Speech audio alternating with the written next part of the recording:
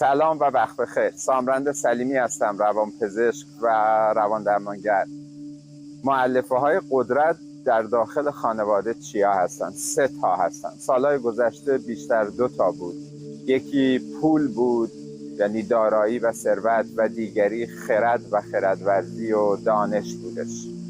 طی 30-40 سال گذشته چه دوست داشته باشیم چه نه، زیبایی هم به این مؤلفه های قدرت اضافه شده. و اگر یه آدمی بیاد بخواد توی رابطه باشه، توی یه خانواده باشه و قدرت داشته باشه و بتونه بالانس قدرت 2 طرفه رو حفظ کنه، باید 2 تا از این 3 مؤلفه رو حتما کنار همدیگه داشته باشه. یعنی قدرت، دانایی و خردورزی و زیبایی. اما اونهایی که تکیه میکنن روی فقط ثروت و پولشون به اضافه زیبایی